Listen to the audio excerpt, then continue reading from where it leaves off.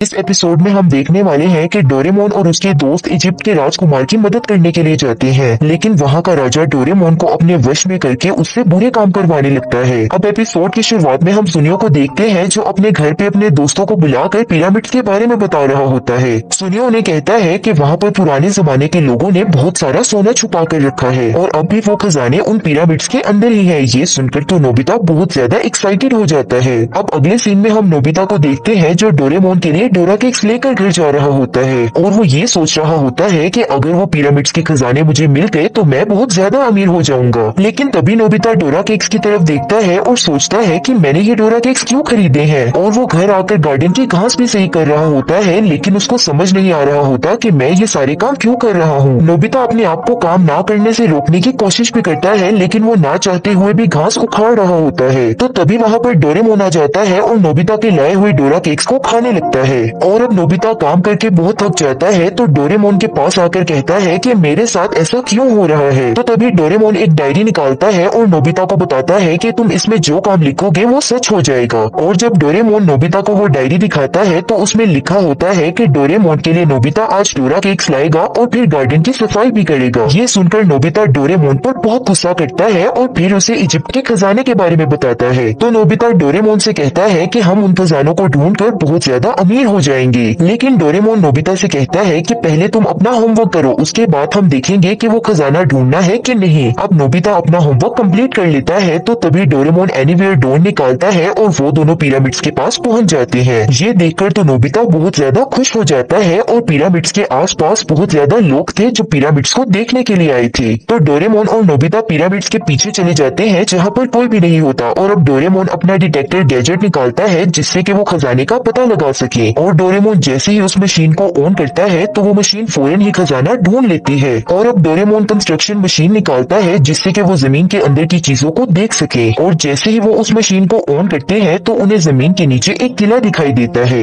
ये देखकर तो डोरेमोन बहुत ज्यादा हैरान हो जाता है। तो नोबिता उसे कहता है कि हम दोनों को वहाँ पर पहुँचना ही होगा। तो डोरेमोन उसे कहता है कि हम इतनी आसानी से उस किले तक नहीं पहुँच सकते, हमें कुछ और करना होगा। और अब वो दोनों अपने हाथ से ही वहाँ पर जमीन को खोदने लग जाते हैं, लेकिन बहुत धीरे धीरे काम की वजह से नोबिता बोर हो जाता है। तो तभी नोबिता के दिमाग में एक आइडिया आता है और वो डोरेमोन से कहता है कि क्यों ना हम उस जमाने में जाकर इस किले को ढूंढे जिस जमाने में ये बनाया गया था। और अब डोरेमोन टाइम बेल्ट निकालता है और वो दोनों उस टाइम में पहुंच जाते हैं जिस टाइम में ये किला बनाया गया था। और अब वो दोनों उस किले तक पहुंच जाते हैं और जैसे ही वो उस किले के अंदर जाते हैं तो वहाँ पर उन्हें बहुत अजीब सी पेंटिंग्स दिखाई देती है। तो तभी डोरेमोन एक लिविंग लाइट निकालता है और पेंटिंग के ऊपर ये लाइट स्कैन करता है जिससे कि वो पेंटिंग जिंदा हो जाती है। तो डोरेमोन उससे रास्ता पूछता है तो वो पेंटिंग अपनी लाइट की मदद से उनको खजाने का रास्ता बता देती है। तो वो दोनों उस पेंटिंग के बताए हुए रास्ते की मदद से एक कमरे में आ जाते हैं जहाँ पर उन्हें एक ताबूत दिखाई देता है और उसी रूम में उन्हें एक और दरवाजा दिखाई देता है। और जैसे ही वो उसके अंदर जाते हैं वहाँ पर बहुत सारा खजाना होता है और ये देखकर तो डोरेमोन और नोबिता बहुत खुश हो जाते हैं। तो तभी उन्हें एक अजीब सी आवाज सुनाई देती है जिसे सुनकर वो बहुत डर जाते हैं और उछलने लगते हैं। तो तभी नोबिता से वो डायरी नीचे गिर जाती है। तो तभी वो देखते हैं कि वहाँ पर एक लड़का बेहोश होता है। तो नोबिता को उसके पास से एक गोल्डन बैच मिलता है, जिसके बाद डोरेमोन और नोबिता उस बच्चे को अपने साथ लेकर चले जाते हैं। तो तभी हमें कुछ लोगों को दिखाया जाता है जो खुफिया रास्ते की मदद से उस खजाने वाले कमरे में आ जाते हैं और वो आकर उस लड़के को ढूंढने लगते हैं। ये वही लोग हैं जिन्होंने उस लड़के को कैद कर रखा था। लेकिन तभी उन्हें वहाँ पर डोरेमोन की फ्यूचर डायरी मिल जाती है और वो लोग वो डायरी लेकर अपने बॉस को दिखा देते हैं और उनका बॉस उन्हें कहता है कि जाकर उस लड़के को ढूंढो और अगर वो तुम्हें कहीं पर भी मिले तो उसे मार देना। अब अगले सीन में हम नोबिता के रूम में उसी लड़के को देखते हैं जो बेहोश पड़ा था, लेकिन अचानक से ही उसे होश आ जाती है जहाँ पर वो अपने बैच को देखता है और उसे उठाने के बाद वो डोरेमोन और नोबिता पर हमला कर देता है। लेकिन उसकी बॉडी में बहुत ज्यादा वीकनेस होने की वजह से वो फिर से बेहोश हो जाता है। तो तभी डोरेमोन अपनी पॉकेट से ट्रांसलेशन टूल निकालता है और उस बच्चे को खाने के लिए दे देता है ताकि वो लोग उस लड़के की बात समझ सके। तो तभी डोरेमोन और नोबिता को पता लगता है कि ये बच्चा बहुत भूखा है। तो तभी डोरेमोन और नोबिता उसे खाना देते हैं। अब खाना खाने के बाद वो लड़का उन्हें बताता है कि मैं इजिप्ट का प्रिंस हूँ और उन्हें बताता है कि मेरा नाम नेमू सेंसू है और बताता है कि मेरे पिता मर चुके हैं और उनके मरने के बाद मैं किंग बनने वाला था, लेकिन एक बेरू नेमू नाम का आदमी मुझे मार कर खुद किंग बनना चाहता है। तो तभी वहाँ पर नोबिता की मोम आ जाती है और वो नेमू सेंसू को देखकर बहुत हैरान हो जाती है, लेकिन नेमू सेंसू तो नोबिता की मोम को कुछ और ही समझ रहा था और वो उनकी तारीफ तारीफ करने लगता है। नोबिता की मोम अपनी तारीफ सुनकर बहुत खुश हो जाती है और वो वहाँ से चली जाती है। और अब नेमुसेंसु नोबिता और डोरेमोन से रिक्वेस्ट करने लगता है कि मेरी हेल्प करो और मेरे देश को बचा लो। और अब नोबिता और डोरेमोन नेमुसेंसु को लेकर अपने दोस्तों के पास आ जाते हैं और नोबिता नेमुसेंसु के बारे में उन सबको बताता है और कहता है कि हमें इसकी हेल्प करनी चाहिए। लेकिन जब जियान और सुनियो को पता लगता है कि नेमुसेंसु इजिप्ट का किंग है और इसके पास बहुत सारा खजाना है, तो वो लोग लालच में आकर इसकी मदद करने के लिए मान जाते हैं और अब वो सब टाइम बेल्ट की मदद से उस टाइम में पहुंच जाते हैं। लेकिन डोरेमोन जैसे ही वो टाइम बेल्ट स्टार्ट करने लगता है तो नोबिता को 3 पिरामिड्स के आगे एक और पिरामिड दिखाई देता है और अब वो लोग 1000 साल पहले टाइम में पहुंच जाते हैं। तो नोबिता उन सबको बताता है कि मैंने यहाँ पर 4 पिरामिड्स देखे थे, लेकिन वो लोग वहाँ पर देखते हैं तो सिर्फ 3 पिरामिड्स ही होते हैं। तो सुनियो नोबिता का मजाक बनाते हुए कहता है कि नोबिता तो दिन में भी सपने देखता है। और तभी डोरेमोन ड्रेसअप कैमरा निकालता है और सबको उन्हीं टाइम के कपड़े पहना देता है और अब वो सब बोट में बैठकर नेमुसेंसु के इलाके की तरफ जा रहे होते हैं और अब रात हो जाती है। नेमुसेंसु अपने इलाके के बारे में बहुत चिंता कर रहा था। तो नोबिता उसे कहता है कि तुम परेशान मत हो, डोरेमोन के रहते हुए हमें चिंता करने की कोई जरूरत नहीं। तो तभी नेमुसेंसु वो गोल्डन बैच निकालकर नोबिता को दे देता है और कहता है कि ये हमारी फ्रेंडशिप की निशानी है, इसे तुम हमेशा अपने पास रखना। और अब सुबह हो जाती है और वो सब नेमुसेंसु के इलाके में पहुंच जाते हैं। तो वो लोग देखते हैं कि वहाँ पर बहुत ही बड़ा बाजार लगा हुआ था, लेकिन अचानक ही वहाँ से लोग भागने लग जाते हैं और बातें करते हुए जा रहे होते हैं कि आज तो महल में बहुत बड़ा चमत्कार होने वाला है। और वो लोग देखते हैं कि महल के बाहर बहुत भीड़ लग जाती है और वहाँ पर डोरेमोन और उसके दोस्त भी आ जाते हैं, जहाँ पर बेरुनेमु सबको बताता है कि नेमुसेंसु अब नहीं रहा और मैं ही तुम सबका आज से किंग हूँ। और उन्हें कहता है कि मैं बहुत ताकतवर हूँ और मैं तुम लोगों को अपना एक ताकत का नमूना दिखाता हूँ। तो तभी वो एक ही इशारे में बारिश करवाने लगता है और एक ही इशारे में वो बारिश को रुकवा भी देता है। ये देखकर वहाँ के लोग बहुत ही ज्यादा हैरान हो जाते हैं और बेरुनेमु को अपना राजा मानने लगते हैं। तो नेमुसेंसु उन सबको कहता है कि सबसे पहले हमें प्रिंसेस को बचाना होगा, जिसको बेरुनेमु ने कैद कर रखा है।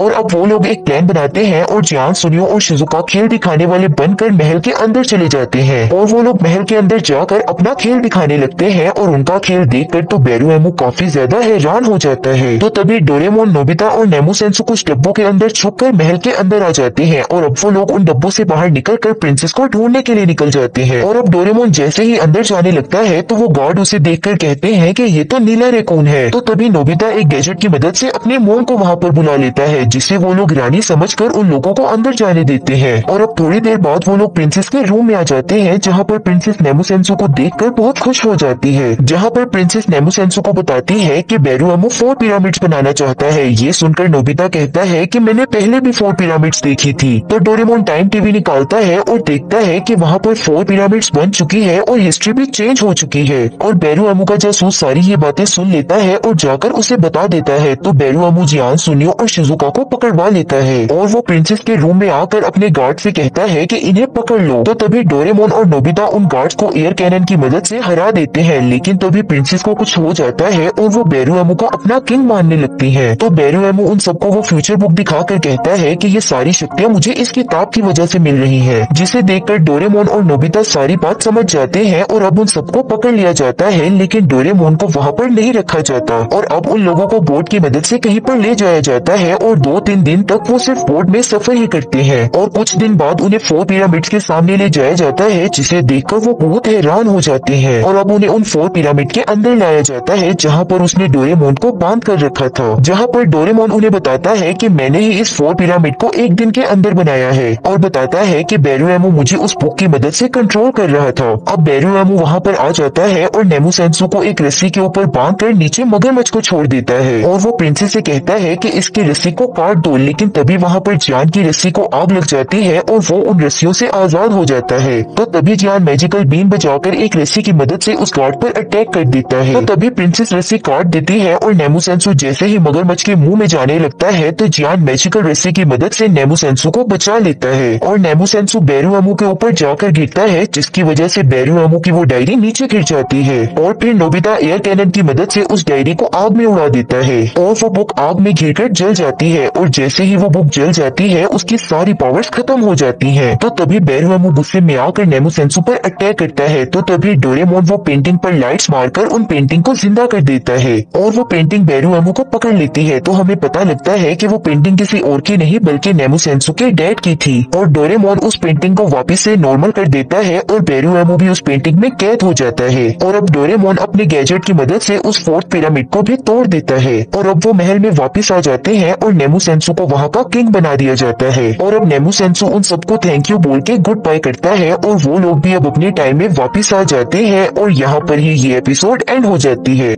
डोरेमोन की ये शॉर्ट मूवी बहुत इंटरेस्टिंग है और ये अभी तक हिंदी में डब भी नहीं किया गया, इसीलिए मैं इस एपिसोड को एक्सप्लेन कर रही हूँ। एपिसोड की शुरुआत में हम नोबिता और उसके दोस्तों को देखते हैं, जहाँ पर सुनियो उन सबको बता रहा होता है कि मैं और मेरे मॉम डैड रॉयल ट्रेन का सफर करके आए हैं, जिसकी टिकट लेना बहुत ही मुश्किल होता है और उस ट्रेन की टिकट भी बहुत महंगी होती है। तुम लोग तो कभी उस ट्रेन पे नहीं बैठ पाओगे। अब नोबिता बहुत गुस्से से घर आता है और डोरेमोन के सामने आकर रोने लग जाता है और कहता है कि सुनियो ने रॉयल ट्रेन का सफर किया है, मुझे भी उस ट्रेन का सफर करना है। डोरेमोन उसे कहता है कि आखिर तुम सुनियो की बराबरी क्यों करना चाहते हो, और ये कहकर वो वहाँ से चला जाता है। तो तभी नोबिता को स्पेस ट्रेन की टिकट मिलती है, तो डोरेमोन के पास आकर नोबिता कहता है कि क्या स्पेस में भी ट्रेन चलती है। तो डोरेमोन उसे बताता है हाँ बिल्कुल, 22वीं सेंचुरी की ट्रेन भी स्पेस में चलती है। डोरेमोन नोबिता से पूछता है कि आखिर तुम मुझसे ये क्यों पूछ रहे हो। नोबिता कुछ कह पाता उतनी देर में ही टीवी में डोरेमोन को पता लगता है कि आज डोरा केक पर सेल लगी है। तो डोरेमोन बहुत खुश हो जाता है और डोरा केक लेने के लिए घर से चला जाता है। तो नोबिता भी घर से निकलकर अपने दोस्तों के पास चला जाता है और उन्हें जाकर बताता है कि सुनियो ने तो सिर्फ जमीन पर ही ट्रेन में सफर किया है, लेकिन मैं तो स्पेस की ट्रेन में सफर करने वाला हूँ। ये सुनकर जान और सुनियो से कहते हैं कि तुम ये क्या कह रहे हो नोबिता। तो नोबिता उनसे कहता है कि अगर तुम लोगों को भी वो ट्रेन देखनी है तो तुम लोग रात को स्कूल के पीछे वाली पहाड़ी पे आ जाना। अब रात हो जाती है और नोबिता जल्दी जल्दी अपना खाना खाकर कहता है कि मैं अब अपने कमरे में सोने के लिए जा रहा हूँ। लेकिन नोबिता स्कूल के पीछे वाली पहाड़ी पर आ जाता है और वहाँ पहुँचकर वो स्पेस ट्रेन टिकट को कट करता है और ट्रेन आने का वेट करता है। लेकिन तभी वहाँ की झाड़ियाँ हिलती है और वहाँ से जियान बाहर आता है। उसके साथ सुनियो और शिजुका भी थे। सुनियो नोबिता से कहता है कि हम तो देखने आए हैं कि जो तुम सुबह बातें कर रहे थे क्या वो सच है।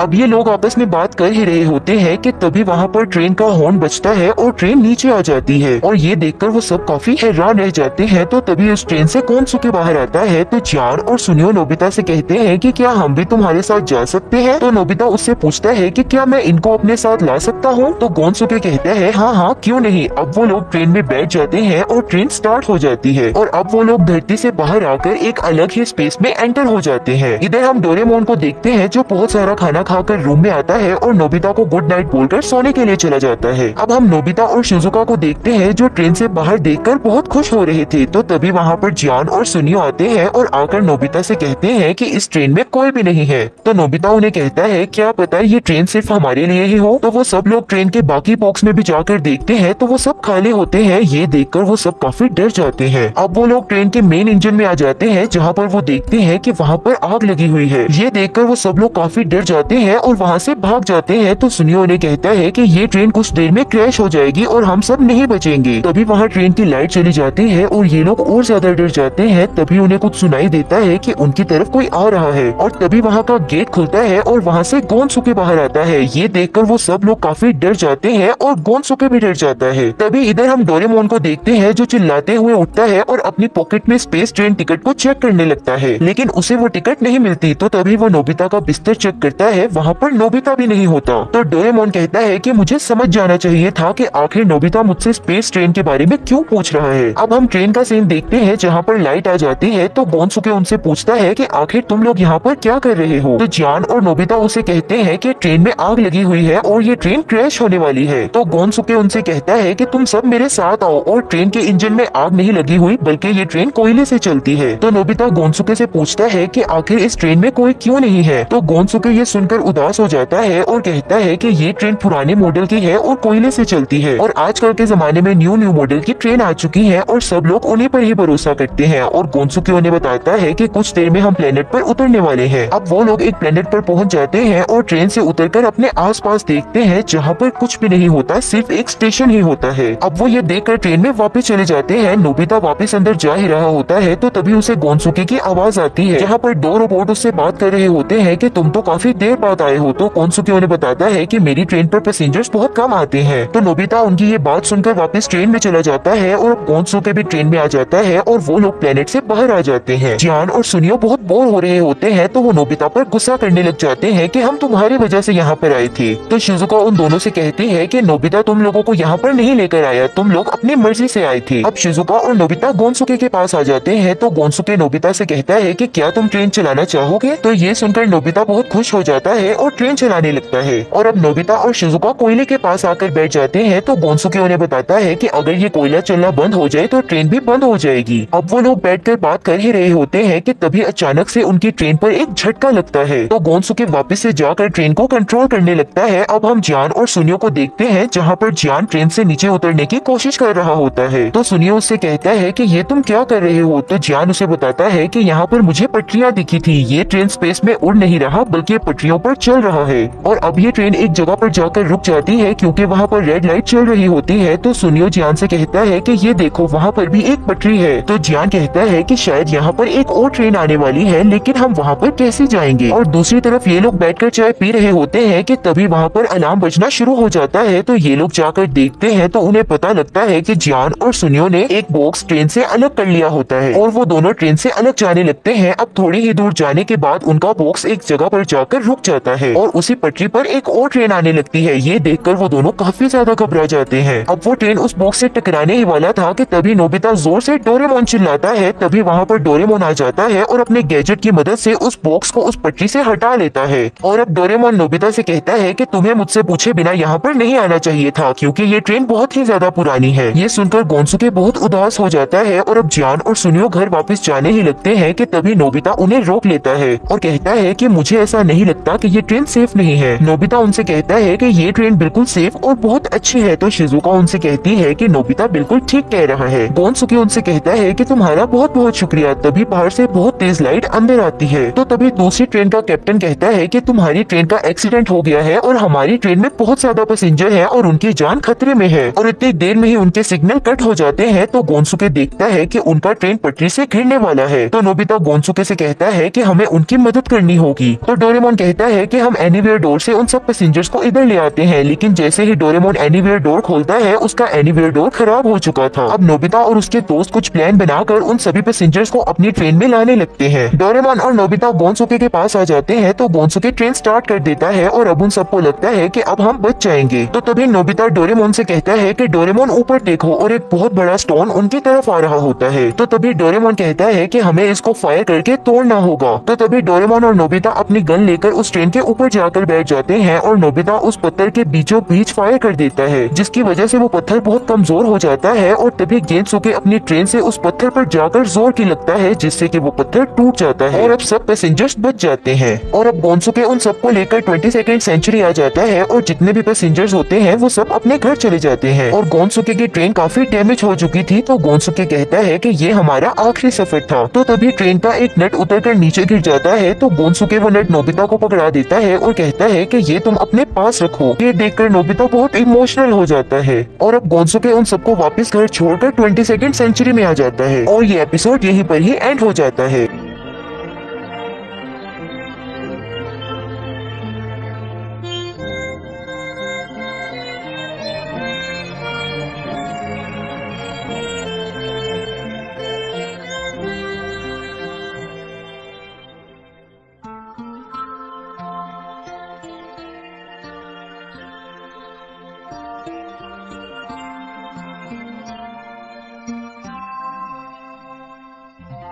ये एक ऐसी एपिसोड है जिसमें दो क्रिमिनल्स नोबिता को मारने के लिए एक लिली नाम के रोबोट को भेजते हैं। उन क्रिमिनल्स ने लिली रोबोट्स को मॉडिफाई करके नोबिता के पास भेजा था, लेकिन नोबिता और लिली बहुत अच्छे दोस्त बन जाते हैं और आखिर में वो क्रिमिनल्स लिली को कंट्रोल करके नोबिता को मारने का ऑर्डर देते हैं। अब क्या लिली नोबिता और डोरेमोन को खत्म कर देगी, ये तो अब एपिसोड देखकर ही पता चलेगा। मूवी के स्टार्ट में हम दो लोगों को कुछ करता हुआ देखते हैं, लेकिन तभी वहाँ पर टाइम पेट्रोल वाले आ जाते हैं और वो दोनों कुछ टारगेट कर रहे होते हैं और उनका टारगेट नोबिता होता है। अब हम एक टाइम मशीन को नोबिता की तरफ जाता हुआ देखते हैं जिसमें एक लड़की होती है और वो नोबिता के पास जाने लगती है और वो दोनों भी वहाँ से भाग जाते हैं। तो टाइम पेट्रोल वाले भी उन लोगों का पीछा करने लगते हैं। अब अगले सीन में हम नोबिता के घर को देखते हैं जहाँ पर नोबिता डोरेमोन को बता रहा होता है कि आज सुबह मैंने एक बर्ड को देखा था और वो बर्ड शिजुका और उसके फ्रेंड्स को पहाड़ी पर दिखाने के लिए लेकर जा रहा है। और अब वो भागता हुआ उनके पास जाता है और उन्हें चलने के लिए कहता है, लेकिन वो लोग उसे मना कर देती है क्योंकि वो लोग एक शो में जा रही होती है। तो नोबिता उनसे कहता है ठीक है तुम लोग हो आओ और उदास होकर घर वापस आ जाता है। तो तभी तभी उसके रूम से कुछ आवाजें आने लग जाती हैं और वो जैसे ही जाकर देखता है तो वहाँ पर टाइम मशीन में एक लड़की बंद होती है जो कि बहुत ही सुंदर होती है और उस लड़की को देखकर तो नोबिता हैरान हो जाता है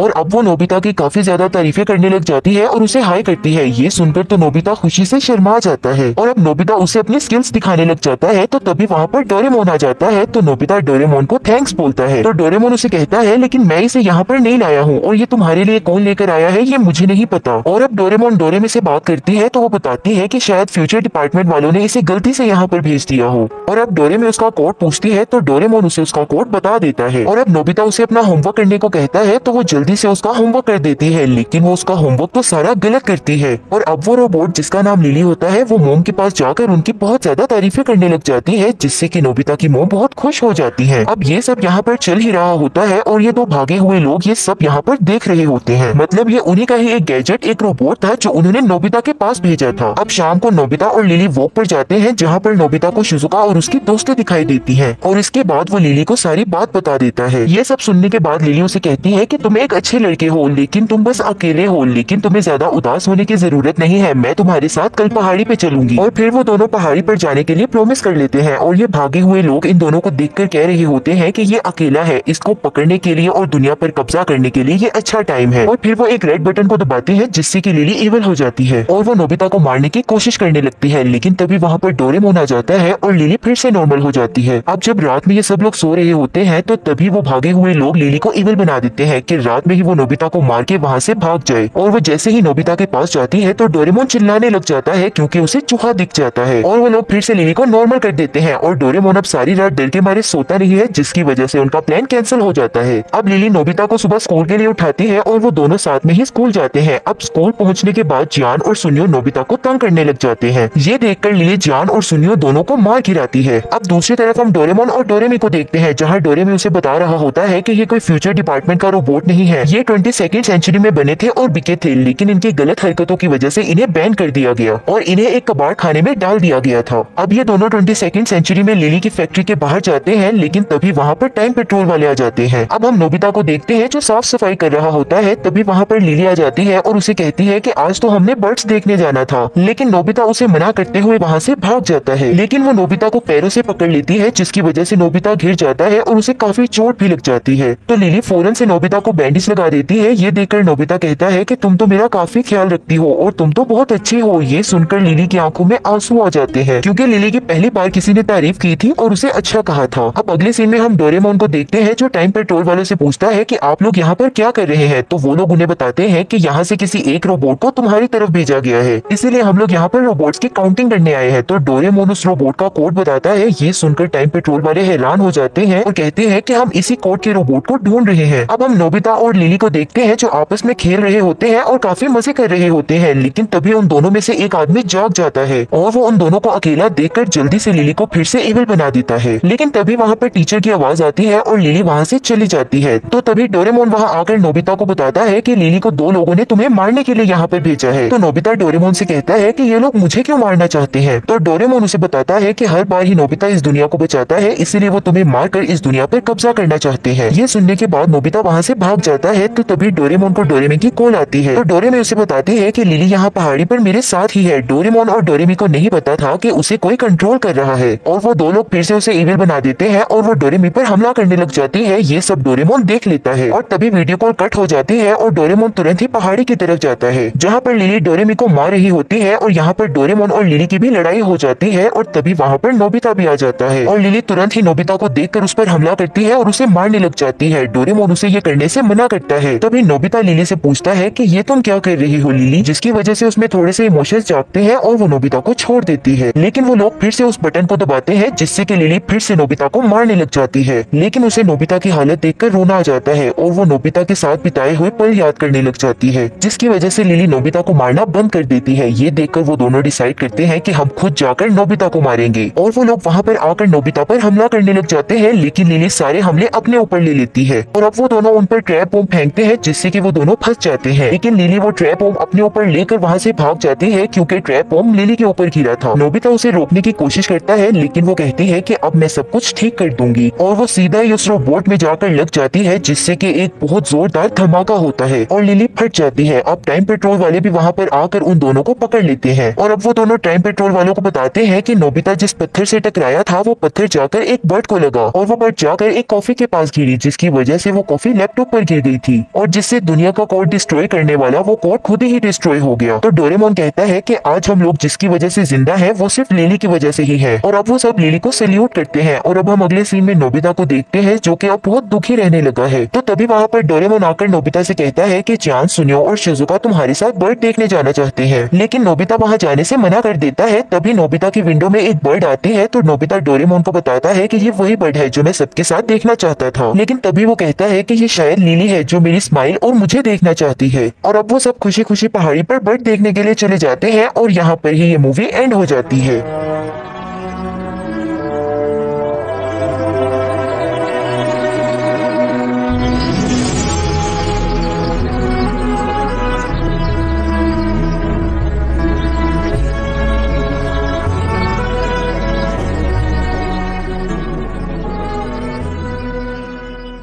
डोरेमोन के इस एपिसोड में शिजुका 1200 साल पीछे चली जाती है, लेकिन वहाँ एक जादूगर शिजुका को अपने वश में कर लेता है और उससे कहता है कि नोबिता को मार दो। अब क्या शिजुका नोबिता को मार देगी, ये एपिसोड देखकर ही पता चलेगा। मूवी के स्टार्ट में हम लोग एंशिएंट एज का समय देखते हैं जहाँ पर कुछ कबीले वाले एक जानवर का शिकार कर रहे थे। तो तभी सीन शिफ्ट हो जाता है और अगले सीन में हम नोबिता और उसकी पूरी क्लास को देखते हैं जहाँ पर उनके प्रिंसिपल पूरी क्लास को म्यूजियम में लेकर आए थे और अब ये सब लोग यहाँ पर घूम रहे थे। तो तभी वहाँ पर शिजुका को एक नेकलेस बहुत पसंद आता है और ये दिखने में भी काफी अच्छा लग रहा था। तो नोबिता शिजुका से प्रॉमिस कर लेता है कि तुम्हें टाइम मशीन से टाइम में पीछे जाकर उस इंसान से मिलवाऊंगा जिसने ये नेकलेस बनाया था। लेकिन जब वो घर आता है तो उसकी मॉम उसे डांट कर चुप करवा देती है और होमवर्क करने को बोलती है, जिस वजह से नोबिता रोने लग जाता है क्योंकि उसने शिजुका को दिया हुआ प्रॉमिस पूरा करना था। तो डोरेमोन नोबिता को फॉरगेटिंग फ्लावर गैजेट देता है जिसकी मदद से वो अपनी मॉम की याददाश्त को कुछ समय के लिए मिटा देता है। उसके बाद नोबिता टाइम मशीन से टाइम में पीछे जाने के लिए निकलने लगता है, लेकिन डोरेमोन उसे मना कर देता है क्योंकि उस समय में काफी ज्यादा बड़े और खतरनाक जानवर हुआ करते थे जिससे नोबिता बच नहीं पाएगा। लेकिन नोबिता वो फॉरगेटिंग फ्लावर गैजेट डोरेमोन पर भी यूज कर देता है और उसकी याददाश्त मिटाकर उसे बाहर भेज देता है। फिर नोबिता डोरेमोन के स्पेयर पॉकेट से मोमोतारो डम्पलिंग्स भी निकाल लेता है और फॉरगेटिंग फ्लावर और डम्पलिंग्स को एक बैग में रख लेता है। और अब शिजुका भी आ जाती है और ये दोनों टाइम मशीन में बैठ जाते हैं और अब नोबिता 12,000 साल पुरानी काउंटिंग लिखना टाइम मशीन पे स्टार्ट कर देता है। तो तभी उसे याद आता है कि वो शूज तो बाहर ही भूल गया है और वो जैसे ही अपने शूज लेकर वापस आता है तो वो देखता है कि काउंटडाउन खत्म हो गई है और शिजुका को एक जोरदार झटका लगता है जिस वजह से वो नीचे गिर जाती है और गलती से फॉरगेटिंग फ्लावर सूंघ लेती है। तभी वहाँ पर जियान, सुनियो और डोरेमोन भी आ जाते हैं क्योंकि डोरेमोन को अब सब याद आ चुका था, लेकिन उतनी देर में ही शिजुका वहाँ से जा चुकी थी क्योंकि काउंटडाउन टाइम मशीन की खत्म हो चुकी थी। अब नोबिता डोरेमोन को शिजुका को बचाने के लिए कहता है तो तभी डोरेमोन एक टाइम बेल्ट निकालता है और उसकी मदद से वो लोग उस जगह पर पहुँच जाते हैं जहाँ पर शिजुका गई थी। और अब वहाँ पर टेम्परेचर चेंज होने की वजह से उनकी तबीयत खराब होने लगती है। तो डोरेमोन सबको जादुई कपड़े देता है जिसकी मदद से उनको ठंड नहीं लगेगी और इसके बाद वो लोग डायरेक्शन स्टिक की मदद से शिजुका को ढूंढने लगते हैं और काफी ढूंढने के बाद उन लोगों के बैम्बू कॉप्टर की बैटरी खत्म हो जाती है जिस वजह से वो सब लोग नीचे गिर जाते हैं और अब शाम होने की वजह से वो लोग वहीं पर रुकने का डिसाइड करते हैं। और अब रात हो जाती है तो एक टाइगर उन पर हमला कर देता है और डोरेमोन उससे बचने के लिए अपनी पॉकेट से मोमोतारो डम्पलिंग्स निकालता है। तो नोबिता उसे बताता है कि वो तो उसने पहले ही स्पेयर पॉकेट से निकाल लिए थे। तो ये सब लोग डरने लग जाते हैं क्योंकि इनके पास अब बचने के लिए कुछ भी नहीं था। तो तभी वहाँ पर कुछ लोग आ जाते हैं जिन्होंने मास्क पहने हुए थे, जिनमें से उनकी लीडर टाइगर को कुछ खिलाकर शांत कर देती है। ये देखकर डोरेमोन और बाकी सबको लगता है कि शायद ये लोग इनकी मदद करने के लिए आए हैं, लेकिन वो लोग तो उन पर हमला कर देते हैं जिससे बच के वो यहाँ से भागने लगते हैं और आगे जाके एक नदी में गिर जाते हैं। अब सुबह उन्हें एक जैकी नाम की लड़की बचा लेती है जहाँ पर वो अपने कबीले के साथ रहती थी और उसके बाद वो सब लोग ट्रांसलेशन गैजेट की मदद से जैकी से बात करते हैं। तो फिर वो लोग शिजुका के बारे में उससे पूछते हैं, लेकिन वो लड़की कहती है कि मैंने शिजुका नाम की लड़की को यहाँ पर नहीं देखा। तो तभी वहाँ पर जैकी की मोम आकर उसे कहती है कि गाँव में एक पागल हाथी घुस आया है और उसके पिता उससे लड़ रहे हैं। और अब वो लोग उस जगह पर पहुँचते हैं जहाँ पर उसके पिता लड़ रहे होते हैं। तो तभी डोरेमोन उसे कंट्रोल करने के लिए एक गैजेट निकालता है और जियान वो गैजेट उस हाथी पे मारता है जिससे कि हाथी शांत होकर उनके कंट्रोल में आ जाता है। तो तभी वहाँ पर मास्क वाले लोग भी आ जाते हैं। तो नोबिता उनके लीडर से शिजुका के बारे में पूछता है, लेकिन वो उसके बात का कुछ भी जवाब नहीं नहीं देती, जिससे कि नोबिता को पता लग जाता है कि इनको शिजुका के बारे में कुछ तो पता है। उसके बाद वो मास्क वाले लोग वहाँ से चले जाते हैं। अब हम एक आदमी को देखते हैं जो उन मास्क वाले लोगों का एडवाइजर होता है, जिसका नाम जेम्स है। और जैसे ही उसे पता लगता है कि उनके अलावा भी कुछ लोग जानवरों को कंट्रोल कर सकते हैं, तो वो उन्हें पकड़ने का कहता है। अब डोरेमोन उन मास्क वाले लोगों के बारे में जान और सुनियो को बता रहा होता है, तो तभी वहाँ पर जैकी आती है। तो जैकी नोबिता के पास वही नेकलेस लेके आती है जो शिजुका को पसंद आया था, और उसे बताती है कि ये नेकलेस मैंने खुद बनाया है, ये तुम रख लो। अब अगले सीन में हम डोरेमोन और नोबिता को देखते हैं जो मास्क पहन के उन मास्क वाले लोगों के इलाके में चले जाते हैं। तो वहाँ पर नोबिता को अपना बैग पड़ा मिलता है जिसके अंदर डम्पलिंग्स होते हैं, जिससे कि डोरेमोन को समझ आ जाता है कि वो मास्क वाले लीडर कोई और नहीं बल्कि शिजुका ही है, जो डम्पलिंग्स खिलाकर जानवरों को कंट्रोल कर रही थी। और अब वो और ज्यादा जानने के लिए उस गुफा के अंदर जाते हैं, लेकिन वहाँ पर उनके लोग आ जाते हैं और उन्हें पकड़ लेते हैं और उन्हें पकड़ के एक टाइगर के सामने बांध देते हैं। तभी जियान हाथी को ले आता है और जैकी और सुनियो के साथ उन पर हमला कर देता है, और ये देखकर जेम्स शिजुका को लेकर वहाँ से भागने लगता है। तो डोरेमोन और नोबिता भी उसका पीछा करने लग जाते हैं और एक जगह पर पहुँच जाते हैं, जहाँ पर जेम्स उन्हें बताता है कि शिजुका कुछ दिनों पहले मुझे एक जंगल के पास पड़ी हुई मिली थी, जिसे कुछ भी याद नहीं था, और साथ ही में उसके पास से एक फूल और कुछ फल मिले थे, और इन्हें देखकर तो वो कुछ समझ ही नहीं पाया। लेकिन कुछ समय बाद मैं इसको जानने लग गया और मैंने शिजुका को एक कबीले का लीडर बना दिया और आसपास की जगहों पर कब्जा करने लग गया। और अब वो शिजुका को नोबिता पर हमला करने को कहता है, और शिजुका को कुछ ना याद होने की वजह से वो नोबिता पर हमला करने लगती है। तो नोबिता शिजुका को वो सब याद दिलाने की कोशिश करता है और वो नेकलेस दिखाता है, जिससे कि शिजुका को वो प्रॉमिस याद आ जाता है। ये देखकर जेम्स नोबिता पर अटैक करने के लिए आगे बढ़ता है, लेकिन उसके सामने शिजुका आ जाती है, जिससे कि नोबिता शिजुका को कुछ भी नहीं होता, क्योंकि वो जानवरों को कंट्रोल करने के लिए गैजेट है और इंसानों को इससे कोई तकलीफ नहीं पहुंचती। तो डोरेमोन जेम्स को फॉरगेटिंग फ्लावर स्मेल करवा के उसकी याददाश्त भुला देता है और उसे एक अच्छा इंसान बना देता है। और अब वो सब कबीले वालों को बाय बोलकर अपने घर वापस आ जाते हैं। और अब नोबिता की मोम को जैसे ही वो सब कुछ याद आ जाता है, तो वो नोबिता से होमवर्क करवाने लगती है, और यहाँ पर ही ये मूवी एंड हो जाती है।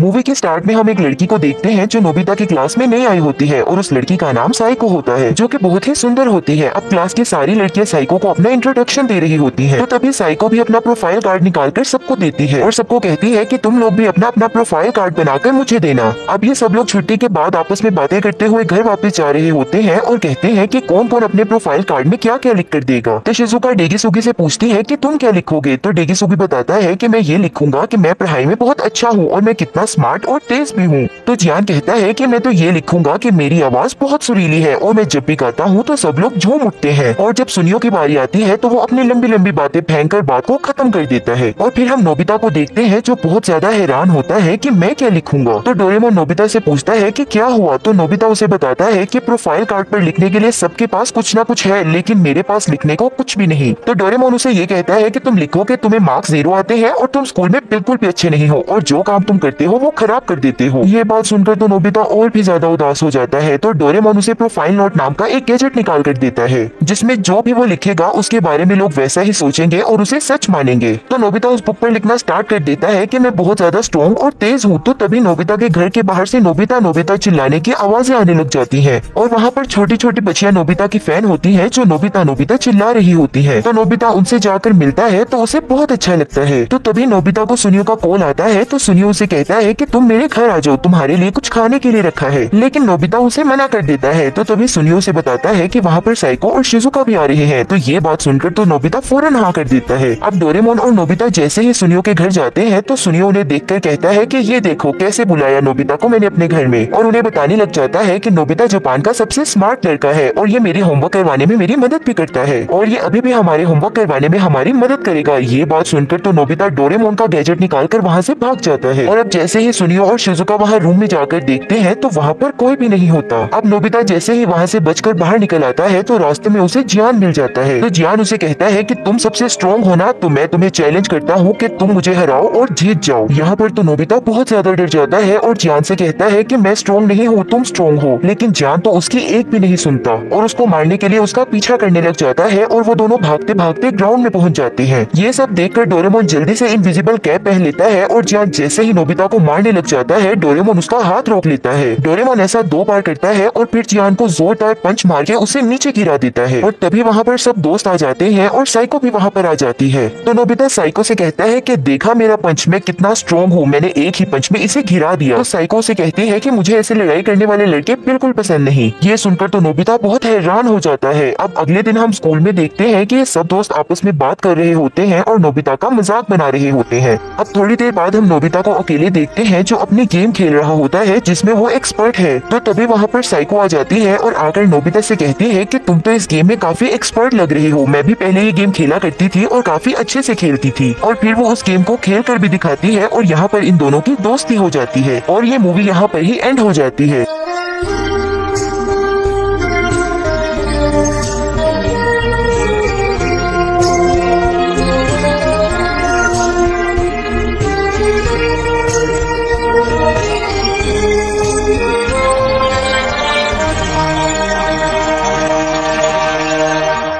डोरेमोन का ये एपिसोड बहुत ही ज्यादा स्पेशल है क्योंकि इस एपिसोड में एक जलपरी डोरेमोन को पसंद करने लग जाती है और वो जलपरी डोरेमोन के साथ ही रहना चाहती है। तो क्या डोरेमोन उस जलपरी के साथ रहेगा या लौट आएगा? और अब ये तो हमें एपिसोड देखकर ही पता चलेगा। अब हम एपिसोड की शुरुआत में नोबिता के मोम को देखते हैं जिनके घर में एक गेस्ट आई होती है और उनके साथ उनकी एक बच्ची भी होती है। तो तभी हम नोबिता को देखते हैं जो अपने रूम में आकर डोरेमोन से कहता है कि क्या तुम्हें पता है कि मेविको आई है? वो बच्ची बहुत ही ज्यादा रोती है और बहुत परेशान करती है। तो नोबिता को एक आइडिया आता है और वो डोरेमोन से कहता है कि मैं बाहर खेलने जा रहा हूँ तो तुम उस बच्ची का ध्यान रखना। और ये कहकर नोबिता वहाँ से चला जाता है। तो तभी डोरेमोन कहता है कोई बात नहीं, एक बच्ची ही है, मैं उसे संभाल लूंगा। अब थोड़ी देर बाद ही वो बच्ची नोबिता के रूम में आती है और आकर डोरेमोन से पूछती है कि नोबिता भैया कहाँ गए हैं? जिस पर डोरेमोन कहता है कि नोबिता किसी काम से अभी बाहर गया है और उससे पूछता है कि तुम मुझे ये बताओ कि तुम्हें क्या पसंद है। और डोरेमोन उस बच्ची को खुश करने की कोशिश भी करता है लेकिन वो बच्ची बिल्कुल भी खुश नहीं होती। तो फिर डोरेमोन उससे पूछता है कि तुम बताओ कि तुम्हें क्या पसंद है। जिस पर वो बच्ची कहती है कि आप मुझे इस कहानी को पढ़कर सुनाइए। जिस पर डोरेमोन कहता है ठीक है और उस कहानी का टाइटल होता है छोटी जलपरी की कहानी। समुद्र में एक छोटी सी प्यारी सी जलपरी थी और उसका एक राजकुमार दोस्त भी था। एक दिन समुद्र में बहुत तेज तूफान आया और वो राजकुमार समुद्र में गिर गया, लेकिन उस जलपरी ने राजकुमार को बचा लिया था और वो भी उस राजकुमार की तरह एक इंसान बनना चाहती थी। और फिर एक दिन वो जलपरी एक जादूगरनी के पास गई और उस जादूगरनी ने उसको पैर तो दे दिए लेकिन उसके बदले में उसकी आवाज ले ली। और फिर एक दिन राजकुमार ने जलपरी को बताया कि उसको पड़ोसी देश जाना पड़ेगा क्योंकि उस देश की राजकुमारी राजकुमार का इंतजार कर रही थी। और ये बात सुनकर जलपरी बहुत ही ज्यादा उदास हो जाती है। जलपरी ये बिल्कुल भी नहीं चाहती थी कि राजकुमार उसे छोड़कर जाए। वो जलपरी अगर चाहती तो राजकुमारी को अपने रास्ते से हटा सकती थी लेकिन उसने ऐसा बिल्कुल भी नहीं किया और वो समुद्र में वापस चली गई ताकि राजकुमार और राजकुमारी हमेशा खुश रहे। और डोरेमोन कहता है कि ये कहानी यहीं पर ही खत्म हुई और ये बहुत बुरा हुआ। ये कहानी सुनने के बाद वो बच्ची बहुत जोर से रोने लग जाती है। तो डोरेमोन उसे कहता है कि रोने की जरूरत नहीं है, ये तो बस एक कहानी है। लेकिन वो बच्ची और जोर से रोने लग जाती है। उसकी रोने की आवाज सुनकर उसकी मोम और नोबिता की मोम रूम में आ जाती है और नोबिता की मोम डोरेमोन को डांटने लग जाती है। उसके बाद वो उस बच्ची को अपने साथ नीचे ले जाती है। तो डोरेमोन कहता है कि इस स्टोरी की एंडिंग इतनी बुरी थी लेकिन इसमें मेरी क्या गलती थी, मुझे क्यों डांट पड़ी? अब तो मैं बस एक ही काम कर सकता हूँ। ये बोलने के बाद डोरेमोन अपनी पॉकेट से स्टोरी शूज निकालता है और फिर डोरेमोन उस स्टोरी बुक में चला जाता है जहाँ पर उसकी नजर जलपरियों के घर पर पड़ती है। तो उनमें से एक जलपरी चांद देखने के लिए समुद्र से बाहर निकलती है तो डोरेमोन भी उसका पीछा करने लगता है। और जैसे ही वो जलपरी पानी से बाहर आती है तो उसकी नजर एक नाव पर पड़ती है। तो वो जलपरी नाव के करीब जाती है और जैसे ही वो नाव के करीब जाती है तो उसकी नजर राजकुमार पर पड़ती है। और उस राजकुमार को देखकर वो जलपरी कहती है कि ये बहुत ज्यादा खूबसूरत है। तो तभी वो राजकुमार अपनी नाव चलाने वालों से कहता है कि समुद्र में तूफान आने वाला है और ये सब कुछ डोरेमोन अपने बैम्बू कॉप्टर से उड़ते हुए देख रहा होता है। और थोड़ी ही देर बाद वहाँ पे बहुत तेज तूफान आ जाता है और वो राजकुमार नाव से नीचे गिर जाते हैं और फिर वो समंदर में डूबने लग जाते हैं। लेकिन जलपरी वहाँ पर आकर उन्हें बचा लेती है। तूफान टलने के बाद कुछ लोग वहाँ पर आते हैं तो जलपरी राजकुमार को वहाँ छोड़कर चली जाती है। तो कुछ लोग राजकुमार को देख लेते हैं और फिर वो उन्हें अपनी नाव में ले आते हैं। वो लोग पहचान लेते हैं कि ये पड़ोसी देश के राजकुमार हैं और उसी नाव में उस राज की राजकुमारी भी होती है। और जलपरी उन्हें देखकर बहुत खुश हो रही होती है कि राजकुमार बिल्कुल ठीक है। तो वहाँ पर डोरेमोन भी ये सब देखकर कह रहा होता है कि कहानी तो अब तक बिल्कुल ठीक चल रही है। अब अगले सीन में हम जलपरी को देखते हैं जो अपनी बहनों के साथ बैठी होती है और वो सोच रही होती है कि पता नहीं अब मैं राजकुमार राजकुमार से मिल पाऊंगी भी कि नहीं। तो वो जलपरी एक जादूगरनी के पास चली जाती है। तो जादूगरनी उसे कहती है कि मुझे पता है कि तुम एक इंसान बनना चाहती हो, तो मैं तुम्हें एक दवाई दूंगी जिससे कि तुम्हारे पास इंसानों की तरह पैर आ जाएंगे। ये बात सुनकर तो वो जलपरी बहुत ही ज्यादा खुश हो जाती है। तो तभी वो जादूगरनी कहती है कि मेरी बात ध्यान से सुनो, जलपरी 300 साल तक जिंदा रह सकती है, लेकिन जब तुम इंसान बन जाओगी तो तुम सिर्फ 80 साल तक ही जिंदा रह पाओगी। तो जादूगरनी उसे कहती है कि क्या तुम्हें ये मंजूर है? जिस पर जलपरी कहती है जी हाँ, मैं इंसान बनना चाहती हूँ, मैं राजकुमार के साथ ही रहना चाहती हूँ। जादूगरनी कहती है कि मैं तुम्हें तो एक इंसान बना दूंगी, लेकिन उसके बदले में तुम्हें मुझे अपनी आवाज देनी पड़ेगी। ये सुनकर जलपरी बहुत ही ज्यादा उदास हो जाती है। तो तभी वहाँ पर डोरेमोन आ जाता है और आकर डोरेमोन उसे कहता है कि क्या तुम इसे कुछ लिए बिना इसको इंसान नहीं बना सकती? तो जादूगरनी उसे कहती है कि तुम ये क्या बकवास कर रहे हो, मैं इसे फ्री में इंसान नहीं बना सकती। तो तभी डोरेमोन अपनी पॉकेट से मार्जिनिंग मशीन निकालता है। तो वो मशीन उस जलपरी से पूछती है कि तुम अपने पैरों के बदले में क्या देना चाहोगी? तो वो जलपरी डोरेमोन से कहती है कि मैं अपने बालों में लगी ये स्टार दे सकती हूँ। तभी जादूगरनी चिल्लाते हुए कहती है कि मैं इतना सस्ता सौदा नहीं करूंगी, लेकिन डोरेमोन का वो गैजेट जादूगरनी को फोर्स करने लग जाता है, इसीलिए जादूगरनी को वो दवाई देनी पड़ती है। अब वो दोनों समुद्र से बाहर आ जाते हैं और जलपरी वो दवाई पीने लग जाती है। तो डोरेमोन सोचने लग जाता है कि अगर मैं भी ये दवाई पी लूं तो मेरे भी पैर आ जाएंगे और मैं भी लंबा हो जाऊंगा। तभी वो जलपरी सारी दवाई खत्म कर देती है और अचानक से ही उसकी पूंछ पैर में बदल जाते हैं। तभी डोरेमोन राजकुमार को चिल्लाते हुए बुलाता है और कहता है कि जलपरी यहाँ पर है। लेकिन जब राजकुमार डोरेमोन को देखता है तो उसे लगता है कि ये एक भालू है और वो डोरेमोन पर अटैक करने के लिए अपने घोड़े से नीचे आ जाता है। तो डोरेमोन उसे कहता है कि तुम गलत समझ रहे हो, मैं एक भालू नहीं हूँ। और वो उससे कहता है कि तुम उधर देखो। तो राजकुमार जलपरी को देख लेता है और फिर डोरेमोन इमेजिन करने लग जाता है कि अब राजकुमार और जलपरी खुशी खुशी रहने लगेंगे। तो डोरेमोन बुक से बाहर आ जाता है और फिर से वो स्टोरी पढ़ने लग जाता है, लेकिन उस बुक की कहानी अभी भी सेम थी। जलपरी को फिर से वापस उस समुद्र में जाना पड़ा। डोरेमोन कहता है कि आखिर ऐसा कैसे हो गया, मैंने तो उस बुक की कहानी बदल दी थी। तो डोरेमोन फिर से उस बुक में वापस चला जाता है और जाकर उस जलपरी से पूछता है कि क्या तुमने राजकुमार को रोका नहीं? जिस पर वो जलपरी कहती है कि राजकुमार किसी और से शादी कर रहे हैं। तो डोरेमोन उसे कहता है कि आखिर तुमने राजकुमार को क्यों नहीं बताया कि समुद्र में तुमने उसे बचाया था? तो डोरेमोन जलपरी को लेकर राजकुमार के पास आ जाता है और आकर कहता है कि ये वही है जिसने तुम्हारी जान बचाई थी। तो डोरेमोन उसे कहता है कि तुम्हें क्या लगता है कि तुम्हें किसने बचाया था? तो राजकुमार उसे कहता है कि मुझे बिल्कुल भी याद नहीं है। तो डोरेमोन जलपरी से कहता है कि तुम राजकुमार को सारी सच्चाई बता दो, लेकिन जलपरी शर्माने लगती है और वो कुछ भी नहीं बोलती है। तो डोरेमोन कहता है कि अब मैं तुम्हें सब सच बताता हूँ, ये एक जलपरी थी और ये 300 सालों तक जिंदा रह सकती थी, लेकिन ये तुम्हारे लिए एक इंसान बन गई। तो जलपरी को डोरेमोन गुस्से से कहने लग जाता है कि आखिर तुम कुछ क्यों नहीं बताती? अब वो जलपरी कुछ कहने ही लगी थी कि तभी राजकुमारी कहती है कि ये सब झूठ बोल रहे हैं, राजकुमार को मैंने बचाया था,